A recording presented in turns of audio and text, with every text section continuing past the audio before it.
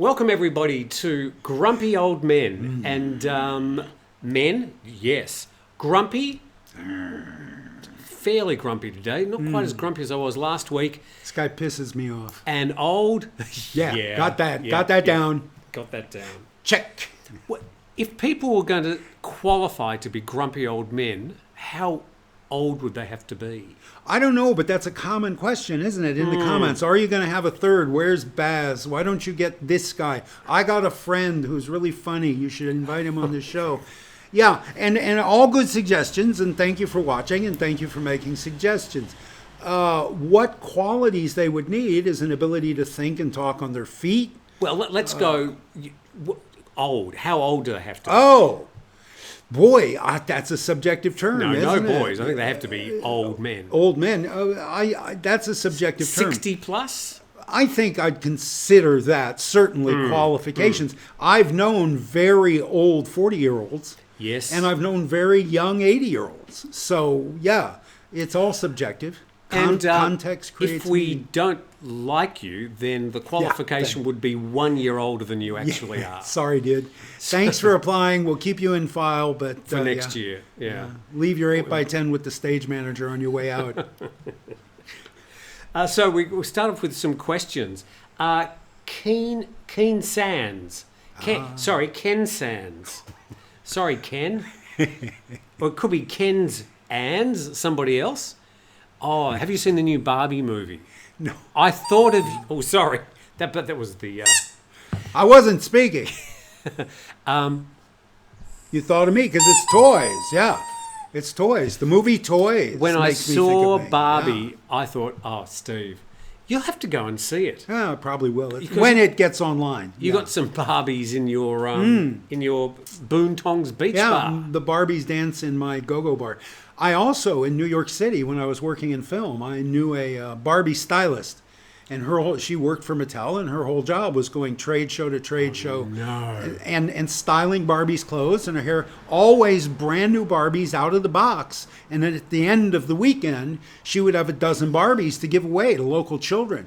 And what a great job. And she had this toolkit of tools to style little tiny brushes, little tiny combs, and little tiny hot air. And her entire toolkit fit in her purse. My toolkit filled a Ford Econoline van, and hers fit in her purse. We both charged the production company $50 a day to rent our tools, and she got $50 for carrying her purse. I had to rent a van, and then so I never made any money off the deal.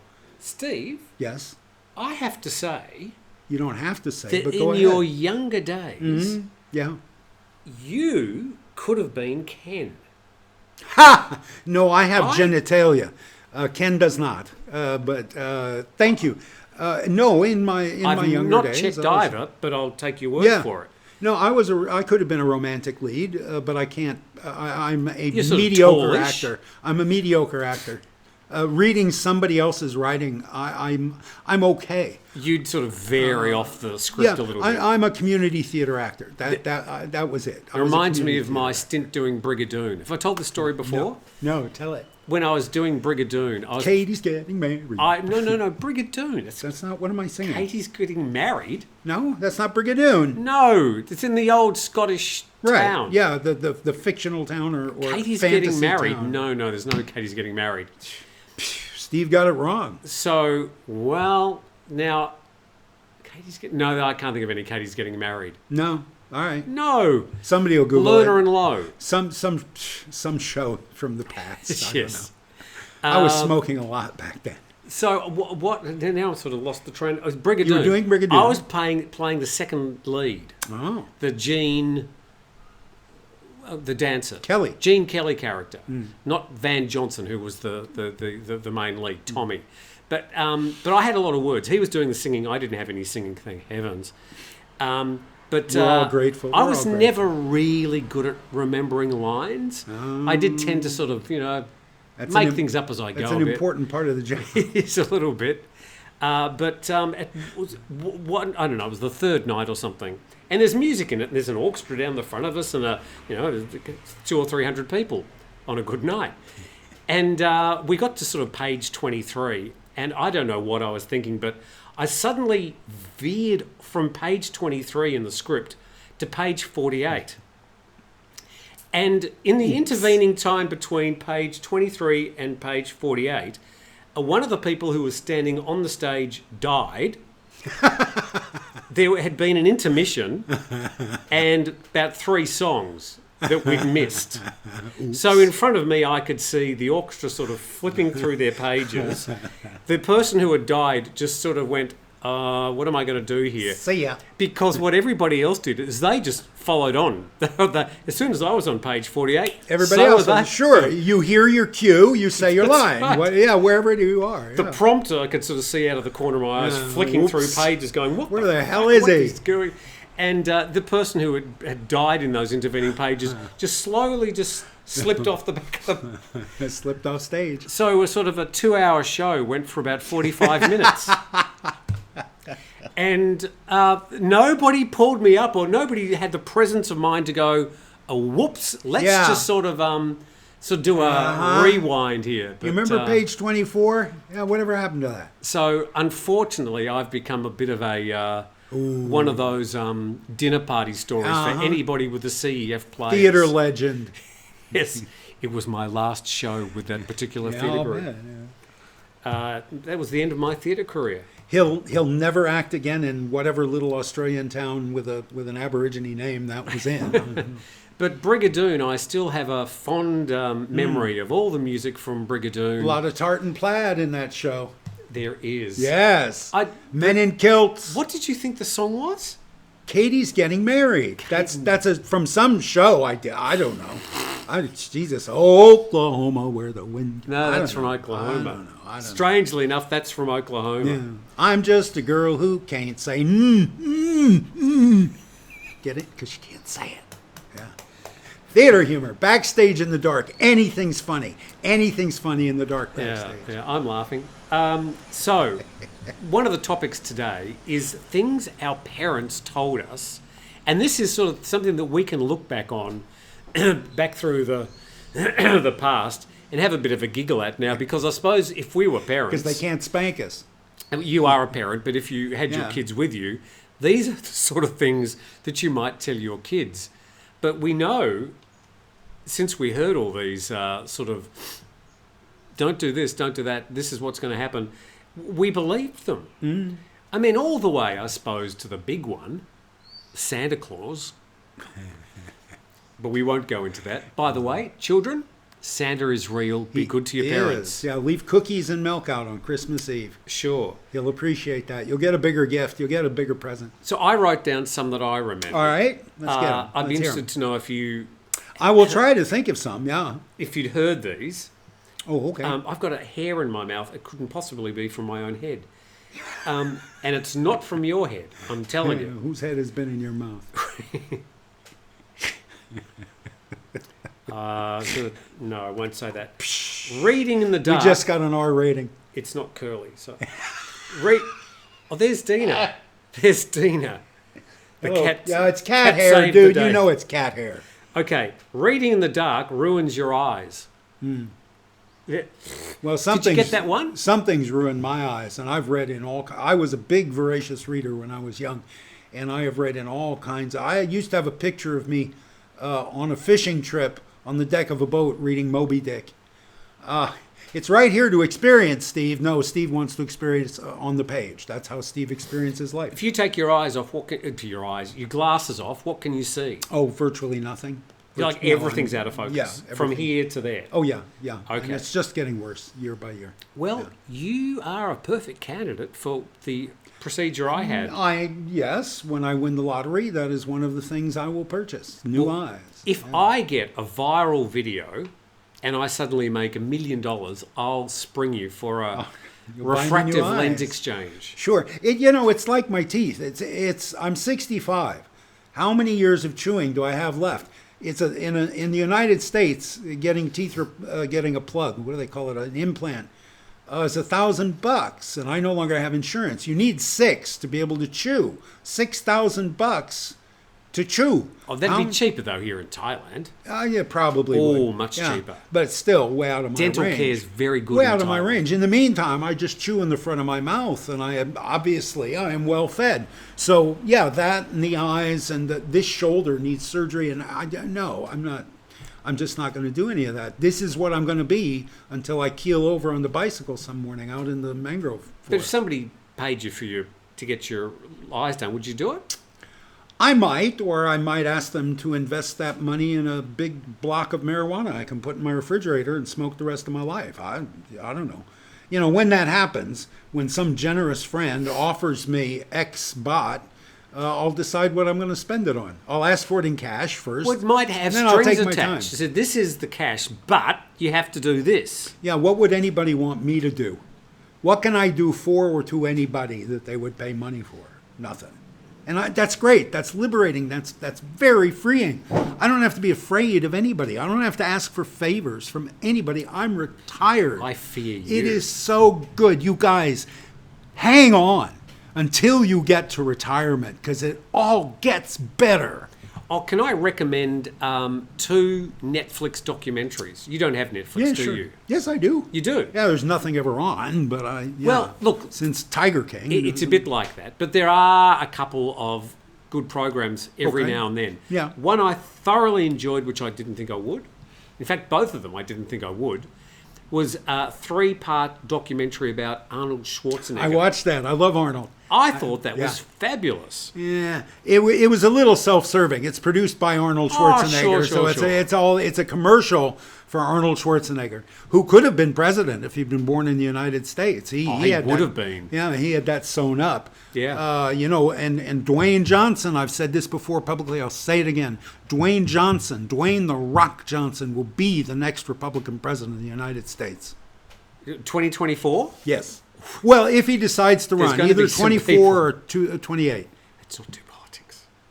Let's not do politics. Yeah, no. This is wrestling. This is pro wrestling. But yeah, I saw that documentary. I was very interested in the first part and the second part. The political part, the third section's politics, that I couldn't But the stay in fact that he actually got to be the governor of Los Angeles is astonishing. Yeah, well, he married into the Kennedy family, so not that astonishing. But yeah, the guy is utter genius. Arnold Schwarzenegger is an amazing story. There's never been anything like him. I would like to go and have dinner with him. That's what I sure. felt like at the end. I thought, yeah, I'll go and have it. As long as he puts his cigar out. Yeah, if you're willing to sit there and listen to him talk about Arnold, which he does. You know, he was a millionaire before he ever went into movies. Being a bodybuilder made him a millionaire. I didn't make as much money out of bodybuilding as I thought I would. Yeah, me too. Yeah, Me too. It was a bit disappointing from my point of view. Yeah, nothing anybody's going to pay for there. You know, he did... in the right light, there's definition. I'm cut in the right light. He sold supplements. That's where he made his million. You don't Did he? Yeah, you don't make that much money standing on stage winning a trophy, but you sell the shit out of vitamins and protein powders. And that's what he did for like 15 years from the time he was a teenager. And he made buku monies out of that. Okay. Yeah, smart, savvy guy. And he just seems to have a...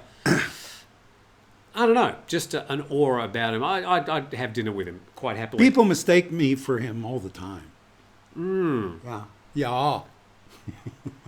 Out of all the people, out of anybody who's walked this earth, out of all the movie stars that are walking around, the one that you look least like is Arnold Schwarzenegger. I know, yeah. George Clooney. Yeah, George Clooney. Ken, I'm telling you look like a 64-year-old Ken. Thank you, I think.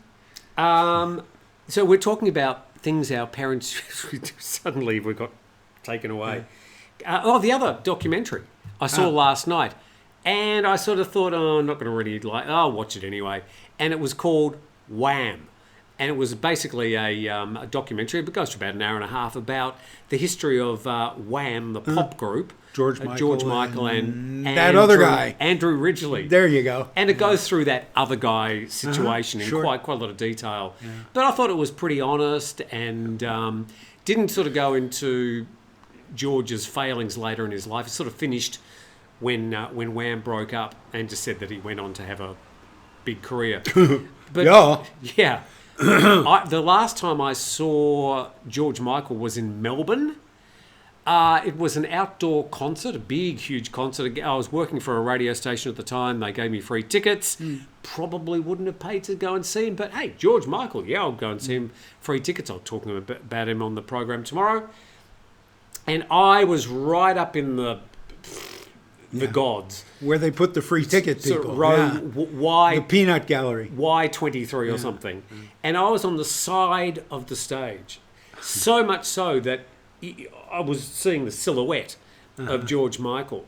And then I could see him when he comes out the back and does his quick changes. Well, I could sort of see bits of what were going on. And he was wearing a very, very tight corset.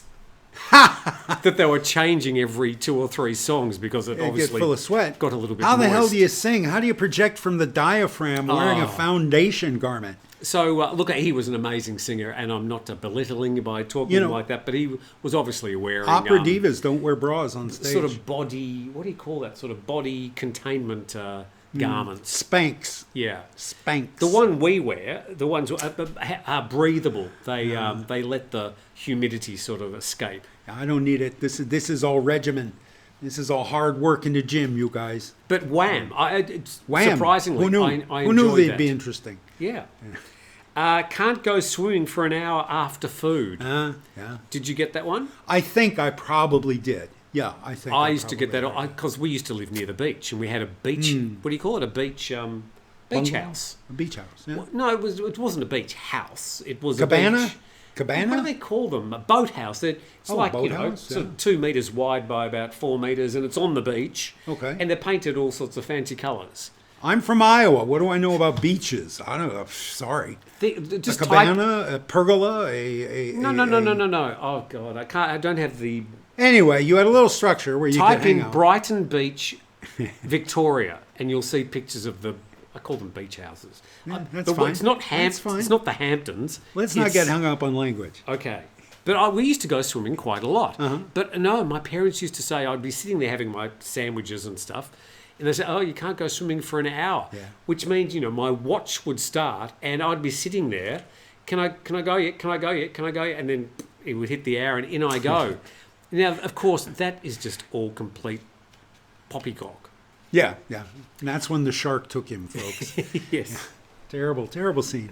So you can go swimming. Yeah, after you've been eating. I think your gastric muscles don't have a lot to do with keeping you afloat. But you never got that. But you didn't. There's not. I a lot may of, have. Not Honest a lot to of God, swimming in Iowa. Tim, I remember very little from my childhood.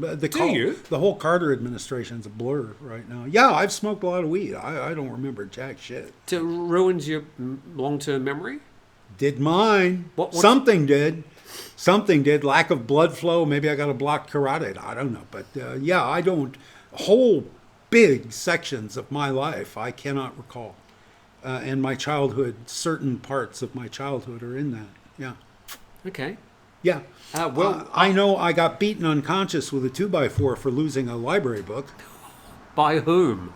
My mother's third husband. Yep. I was 11 or 12.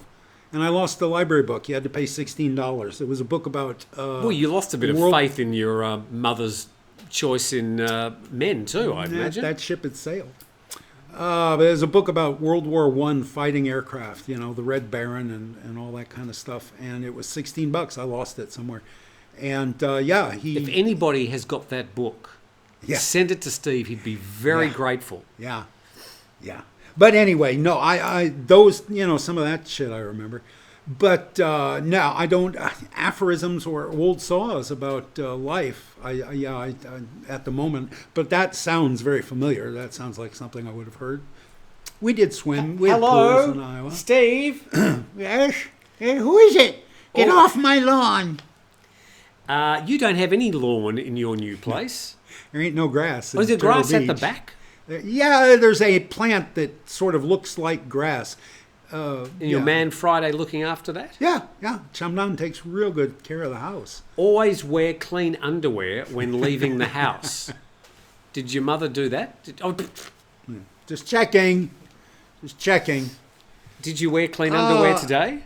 Yes. Okay. Yeah, I wore underwear. Typically, I go commando. Typically, in this heat, I don't, and everything they sell here is polyester. So, no, typically I don't wear underwear. But today I did. Yeah, go figure. Yes, I was a little bit concerned. I used to think, oh, okay, well, I've got to wear clean underwear. Then I sort of was thinking, why? Yeah, why do I care? And my mother used to say, well, you might have an accident. I think she was talking about like a car accident. And if the emergency responders come along and take you to the hospital, we want to make sure that you've got clean underwear on, because I wouldn't want them to think that his mother didn't give him clean underwear. Didn't give him clean underwear. Didn't do her laundry. And I was thinking, I think she's more concerned about losing face than me getting injured in a car accident. Yeah, 1950s housewives were really emotionally invested in their cleaning skills. That was part of what a woman was. I should remind you that, she did, as I've said before, my mother was Hyacinth Bouquet. Keeping up appearances, if you need to find out what I'm talking about. Pinky out. Pinky out. Have you remembered any yet? Any of these no. words of wisdom from your mum? No. My mother, probably, if my mother wanted to teach me a lesson, she would bring me a book and she would have highlighted a paragraph in the book and she would have said, read this. This is good advice. Read this. Okay. Yeah. Standing next to the microwave will give you radiation poisoning. So we were some of the early adopters of a microwave oven. My father and mother, they owned a hardware store. So we were the first people to have a push mower, lawn mower. Yeah. You know, Check. invented in Australia by a man called Victor, Mr. Victor. Victor Lawnmower. VICTA. And my father bought shares in this Victor company. I don't know what happened to the money. It didn't come my way. Anyway, we were the first hardware store to have Victor mowers out the front. I hope my sister's watching because she went through all this as well. And we used to, every morning, the shop would open up at 8:30 and we'd be bringing out and putting the Victor mowers out along the street.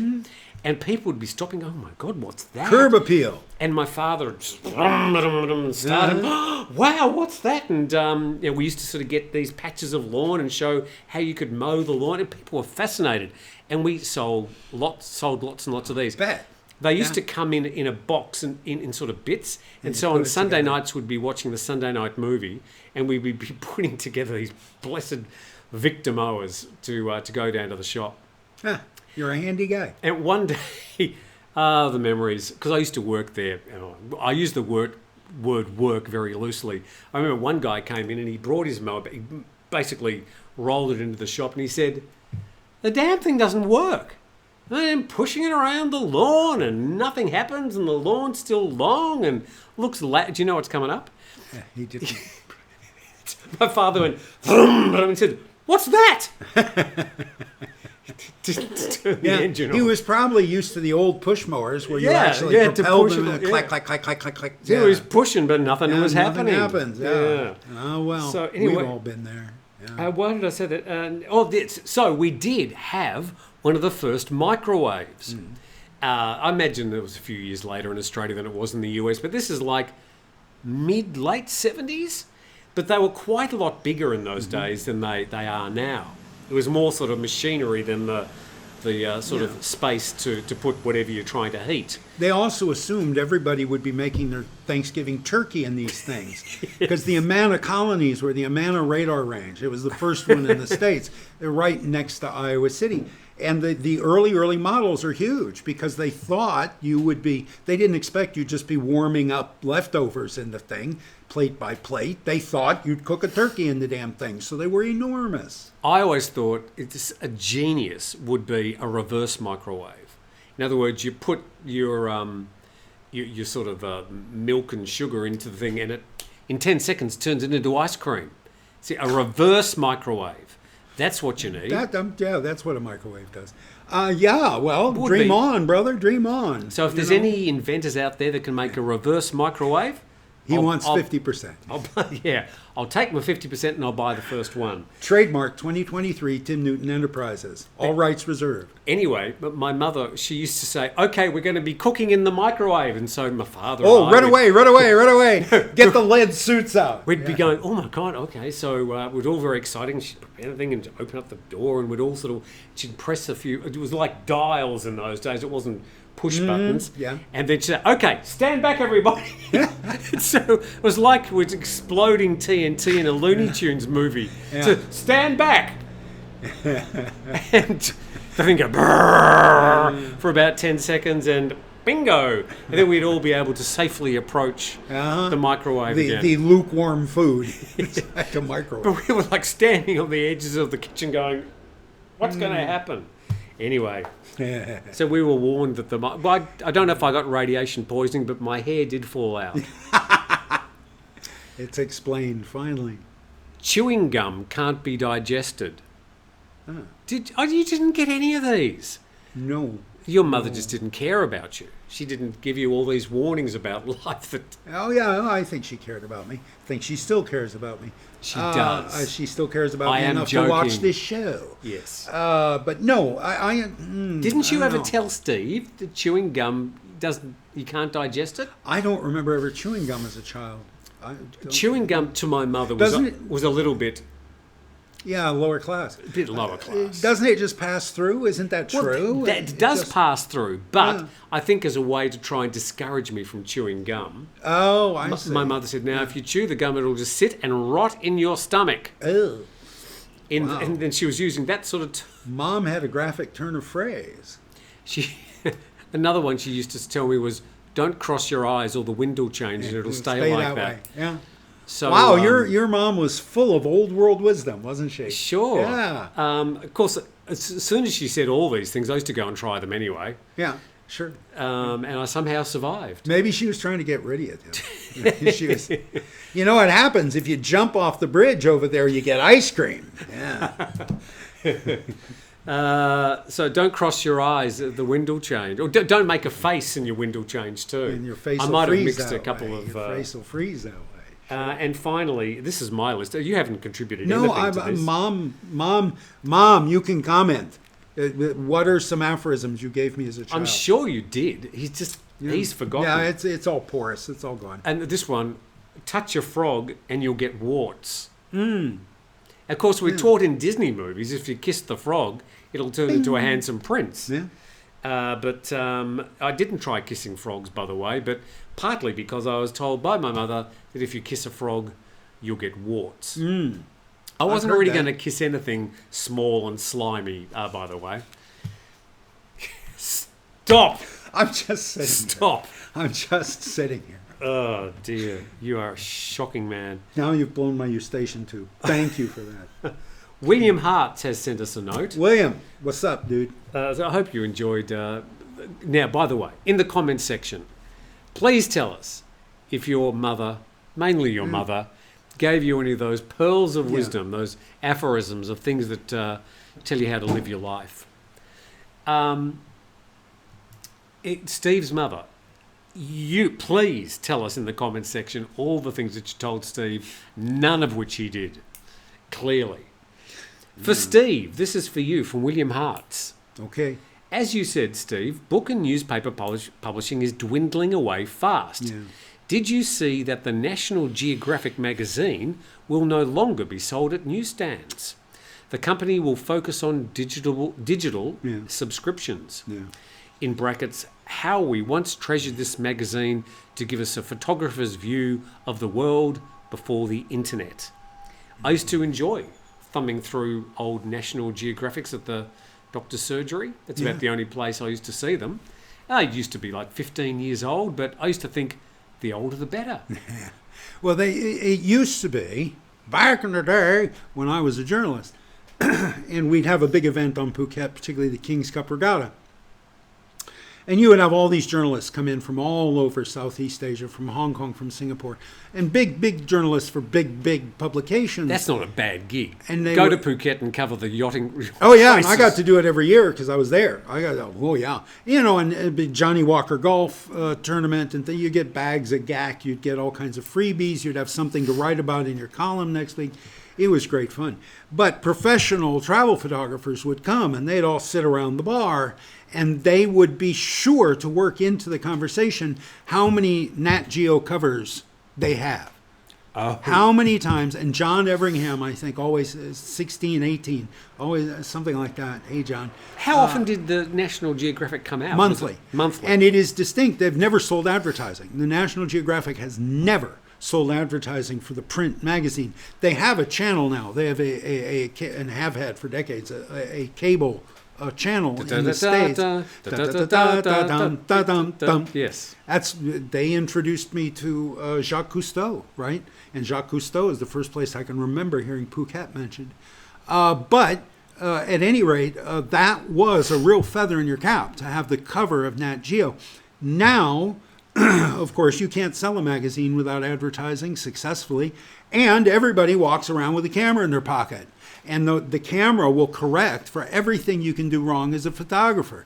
And so the whole profession of travel photography is basically, I think, done and over. Instagram. And Kevin Miller will correct me on this. But yeah, there's unlimited storage in this thing. And it's not like you have to pay for rolls of film anymore and keep them in a refrigerator and carry a big camera bag with 12 lenses. Wait for a week to get them developed. Yeah, no, none of that. It's just everybody is a professional travel photographer now. And so, what Nat Geo has sold since 1890 something, since the first scene in It's a Wonderful Life, anyway, it's all gone now. It's all gone with the wind. Well, I think the thing with this from William Hart's talking about the fact that National Geographic's closed and book and newspaper publishing is dwindling away fast. Yeah. It's just things come and go. And literacy is going, and you can see it in social media posts. People post crap without punctuation, without intact sentences, without complete sentences. But isn't that like an evolution of the English language as well? No, it's a deterioration of the English language. Okay. Yeah, no, it's we're going down a really steep, slippery slope to a world where it's the Tower of Babel. People can't communicate because nobody uses the same rules when they write something down or when they speak. So nobody can understand anybody. That's the end of this journey we're on. And it breaks my heart, and I hate it. I hate it. Thank you, William, for bringing this up. What's after that? Oh, Armageddon, a gray void of nothingness, of oblivion, purgatory, hell. I don't know. I don't want to live there. Otherwise, and thank God I won't. I'll be long dead before this process ends. So, do you lament the passing of these? This very much. Okay. Of literacy, the passing out of our society of literacy. It's language is the tool we use to build civilization, and we're losing it voluntarily. We're giving it up.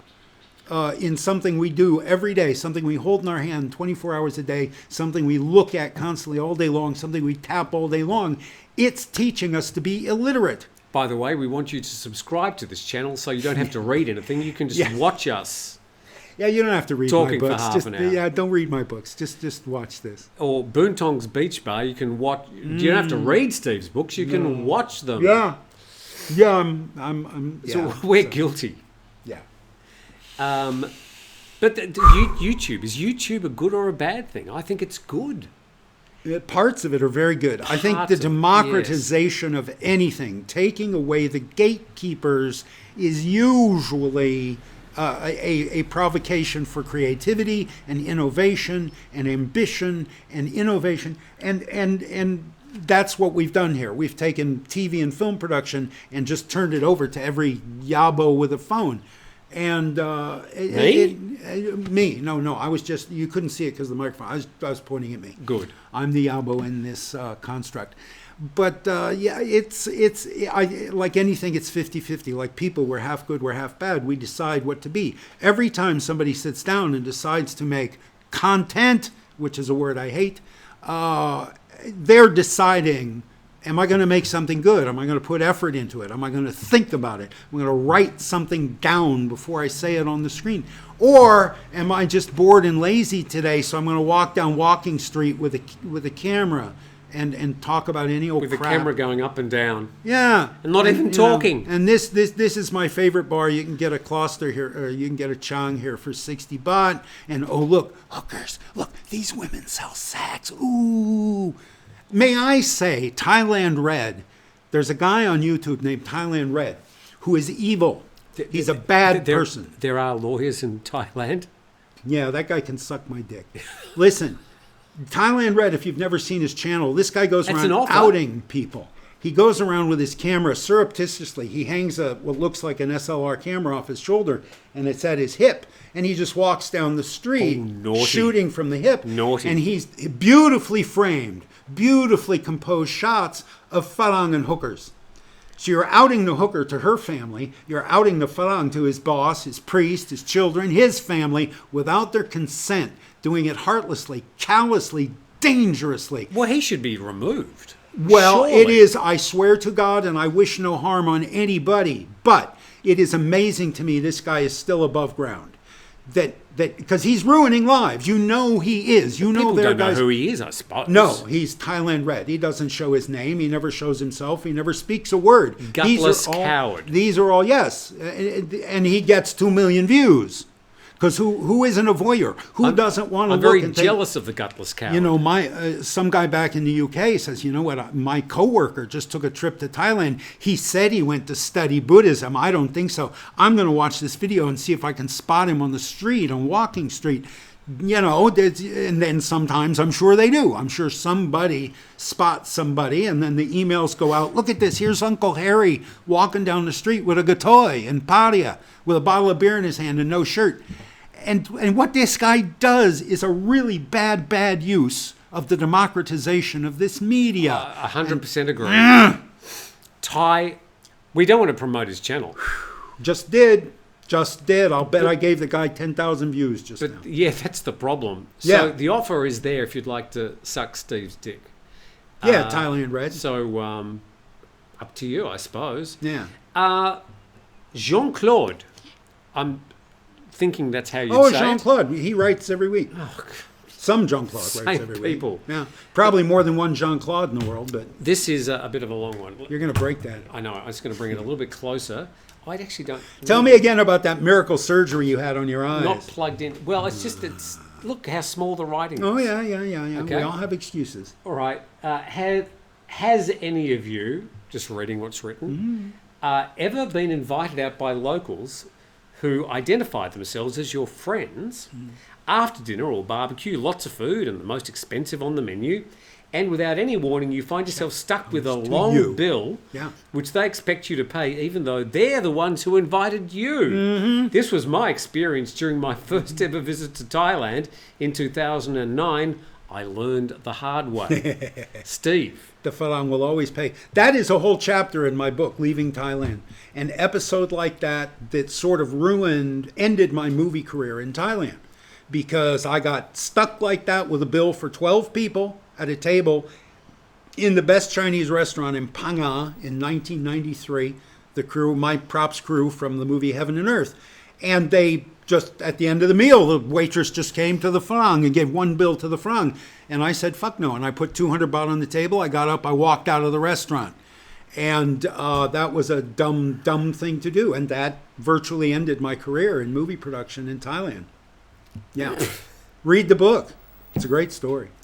Anthony, we used to say Orme. Anthony Orme. We used to say Orme, yeah. Okay, many thanks for answering the questions. So we're happy to have answered your questions. Anthony, answer this for me. How do we pronounce your name? You keep pronouncing my last name wrong. Okay, Anthony.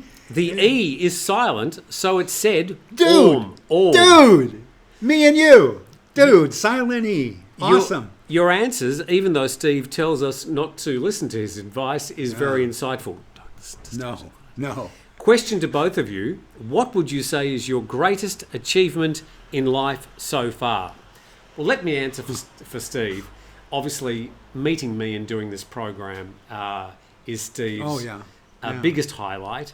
And the greatest achievement? Yeah, certainly his greatest Yeah. achievement. They're going to carve on my tombstone. He did a little YouTube show with Tim Newton. Yeah, that Tim Newton. And I'll come and tend to the flowers every week. Right. At Trim your- the grass. at your gravesite. Yeah, sure. You think you'll outlive me? Pretty This is competition, is bold statement. Yeah. it? Okay, look, Well, I don't have let's the see. eyebrows, Let's find out. but Let's I find probably out. have slightly healthier habits. Oh, you've got way healthier habits. You will outlive me by far. It'll be calmer. Everybody watching this will outlive me by far. Oh, there's more. Anthony Orm. Is it Tony? Is it Anthony? Anthony! What are you doing, Anthony? Antoine. Antoine. Simply Twan. Yeah, let us know. So we there's want to more. get it right. What's your greatest achievement in life? Your 2 children. Yes. Yeah, but that's a biological thing everybody does without thinking about it, I think, or many people do without thinking about it.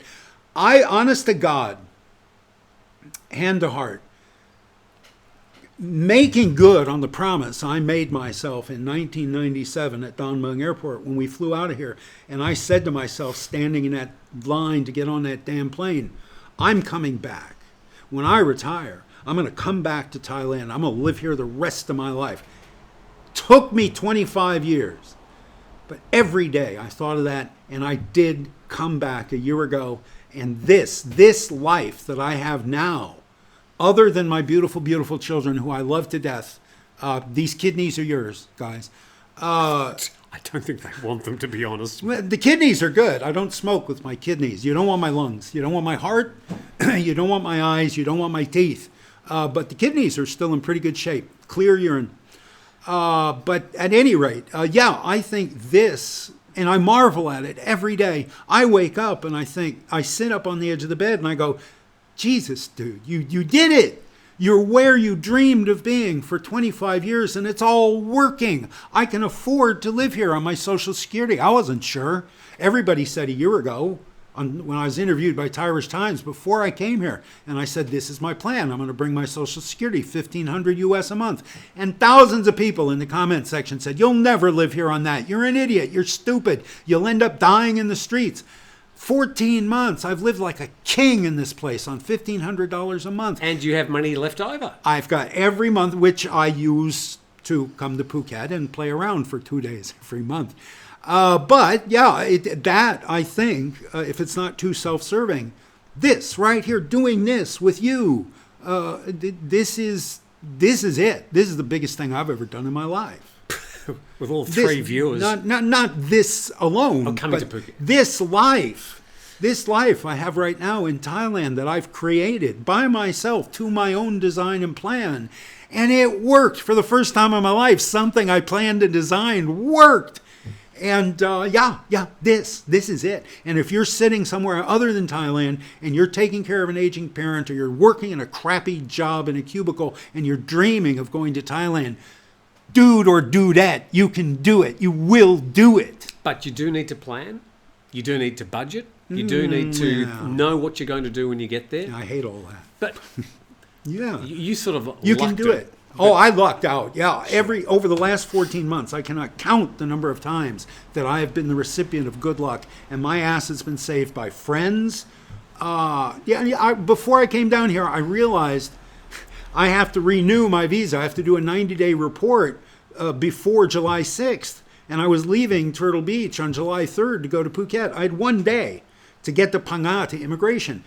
And I don't know how to, I'm terrible with like geography. And so me riding my motorcycle over this mountain in the rain to go to Phang. So I called my friend Hans. I said, Hans, can you take me to immigration? He said, sure, let's go. And Hans took me to immigration. He took me shopping at Big C. We had noodles. They have terrific noodles in Phang. And my friend, once again, a friend, saved my ass. And I know how lucky I am, and I appreciate that every single day. I light incense every single day, and I thank whoever's listening every single day for this. There you go. Well done. Sorry if I got too excited. It's a big subject in my life. It's Sure. the only subject in my life. I don't have a greatest achievement to I'm sorry. compare. Tim, what was your greatest I achievement? don't really have one.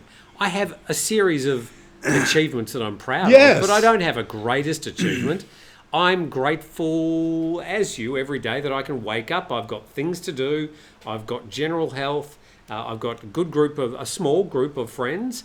I've got my YouTube channel. I never thought I would do anything like this. I had my own FM radio station in Phuket for about 3 years. With that voice, you never thought of coming in front of the camera or in I front worked of the in a microphone. radio station for about 15 years. And Never got on mic. no, until This great voice I'm praising. Yeah. one night I was producing. I was a very good producer. I'm And sure. one night the host just slipped under the table because we were in another room in the other booth. I went in, nudged him aside, That's the Aussie way. told the panel operator, get the ambulance, and I knew, Took over. I knew the run of the show. I knew what was coming up, and I took over. Phone rings the next morning from the manager. Tim, noticed you were on radio last night. Well, because da-da-da-da-da-da-da. Oh, okay. Well, we thought you were really good. Can you take over the afternoon program? Awesome. Yes. And a star is born. Well, Dude, this voice is a solid year, gold. A year later, I was kicked off for telling the head of the Right to Life Association, whose name was Margaret Ty. Oh no. I told her to fuck off on air. Which back in the 80s you didn't say that no. word. Even now. There were no shock jocks. But yeah, I just... That's a Steve move. I That's a think pure I was- Steve move, I was man. 24 or something, and I was young and brash, and my views differed Radically radically from her, yes. from hers, and I just let fly. And if I had the producer, as good a producer as I was for the original host, I would have had the presence of mind, because we were in delay, 7-second delay, hit the mute. to chop that out. My producer didn't. Oh. So I was kicked off radio. Oh. Dude. That But it's okay. I came to Phuket and bought my own radio station. There you go. So yeah. take that. Yeah, screw that, too, guys. Another. He goes on. This is we're still Anthony with Orm? Anthony Orm. Okay. Talk to me, Anthony. Anything you regret? I'm listening. Anything you regret? We don't have a program long enough for that. Read the book, sorry. Anthony. Yeah. Honest to God, read Leaving Thailand. Remember, regrets can have a domino effect. He gives an example. For example, Steve might say marriage, yet he had two, I assume, lovely children. Yes. And without the marriage, then he would not have brought them into Yes. this world. Yes. Or written the books. Or had that interview with Irish Times. Or Tiger Woods. I interviewed Tiger Woods Okay. when he was 19. Yeah. Well, But I'll finish with. Yes, finish. go on. Anthony Orm, who we've dedicated, I think, half the program Yes. to. What would you tell your 18-year-old self if you met him to best prepare him for the world? So, Steve, I'd like to introduce you to 18-year-old Steve, who looked a bit like Ken of Barbie and Ken. No, at 18, I had hair down to my elbows. I did too. Yeah, I had that the was long- the age. Sure. I had the surface hair. I used to I had pull it gorgeous behind hair. my ears. Yeah, mine had was long blowing. wavy. When I was in my early 20s, I got my fringe cut one day. Never saw it again. So what would you tell your 18-year-old self? Well, get a haircut, and So sit down, Steve. I'd like to. And you could tell him, don't go swimming for an hour yeah. after eating food. Now, what would be the one piece of advice, knowing what you've learned over the past 44 years, 46, a long time? I would say Amy likes you. That if I had known Amy liked me when I was 18, I mean, I knew we were in the friend zone. I knew she liked me, but I've been in love with this girl since she was 13 and I was 14, and I've been following around like a puppy through middle school. And if I had known that I had a shot, she was the prettiest cheerleader. She was the prettiest girl at West High. She was just the prettiest girl. And I never thought I had a shot with her. I thought we were going to be in the friend zone forever. And we were until very late later than that. And if I had known in high school, and if I had made a move on Amy in high school, I might have stayed very happily. Don't play with the leads. Oh, sorry. I might have stayed very happily in Iowa City and been, worked at the University of Iowa my whole life and had a happy family and not shot myself in the foot over and over and over and over and over. But you probably wouldn't have ended up on Turtle Beach. No, but that would have been okay. A life with Amy would have been okay. That would have been. Did you ever just contact all right. Amy in the intervening Oh, we're still years? good friends. I don't know if she watches this. I send it. I have a mailing list of people back in the States. Part of why I do this is to stay in touch with friends and family in the United States. So every Friday I send them a link for Good my show. morning, Iowa. Yeah, and every Sunday I send them a link to your show. Whether or not any of them watch it, I don't know. But yeah, Amy and I are still good friends. We have a relationship that we've never really gotten out of touch since she was 13 and I was 14. Is she married? She was married, as I was. And she's not now? No, she's not married now. Amy. What can I say? Yeah. Beachfront house just north of Thailand. 30 degrees every day. Well, she has a life she has built for herself that is very nice and very pleasant. She's very successful in a very difficult career. And I just love her to death. And we are, the best of friends at this point in our life. And I think we will stay that way. Well, that's sweet. Forever. That's sweet. Yeah, but I'm going to be here forever, and she's going to be in Iowa forever. So, well, he only asked you for your advice to your 18-year-old self. He didn't ask me. What? What would you? Well, no. Let me ask you. He didn't ask me. Well, I'm asking you. What would you tell 18-year-old Tim? Don't buy boats. Don't buy boats. That's where it would have been. It's save your money. Don't buy boats. Oh, dear. It gave me my greatest achievements, perhaps, winning the Melbourne to Hobart yacht race. But, no. This guy. Lost so much money. This guy. So, I sat in a cubicle for 20 years. This guy raced boats and what? Yeah, you saw How the, we can you saw talk the photo, to each other, one of I them? don't know. Yeah, a beautiful boat. I don't know shit about boats, but looked like it had It's expensive. big pieces of canvas on top of it. I don't know what those are Kevlar called. sails and a Kevlar? carbon fibre mast. Excuse me. Will grumpy old men do a live show at Tim's new hotel someday? To Steve Rosse, with an E, rock on, fellow Nom Yai lover. Oh, nom yai. Nom Yai. Yeah, coconut. Well, Nom listen. is milk, isn't it? No, Nom? well, it's also breast. Oh, okay. Nom is breast Wow, and milk. there yeah. you go. Honest to God, I love women. I just love women to death. I love spending time with women, talking to women, laughing with women, eating with women, and yes, having sex with women. And I have had wonderful sex with women who were Peter Pan, flat as a board. And I've had wonderful sex with women who were a little meatier. And it's all wonderful sex. Women are incredibly generous, caring, giving, lovely, sexy people. And yeah, I do. It's an old joke, the big breasts. Do we have time for an old joke? Looks like. So a wealthy guy, he wants his son to get married, and there are three prospects. So the son goes to the first woman, and he gives her $1,000. And she comes back a day later. She's bought $1,000 worth of clothes for herself. Second day, he gives the second woman $1,000. She's come back. She's bought $500 of clothes for herself and $500 worth of clothes for him. Third woman goes out. She comes back. She buys $1,000 worth of clothes just for him. So which one do you think he married? The one with the biggest tits. I'll be appearing at the Catskills every night from now to June. So, will grumpy old men do a live show at Tim's new hotel? Tim's resort thingy coming up in the future. Maybe we'll be recording there from time to time. Doing a live show, now look, doing a live show's got a lot of hairs on it, to be honest. It's not easy to do. Technically, all we have here is Steve, me and the duck. That is it. And 3 cats somewhere. They're no use at all. So we live is you don't want to do live anyway, do you? So there you go. You see, that's the reaction. Excuse me.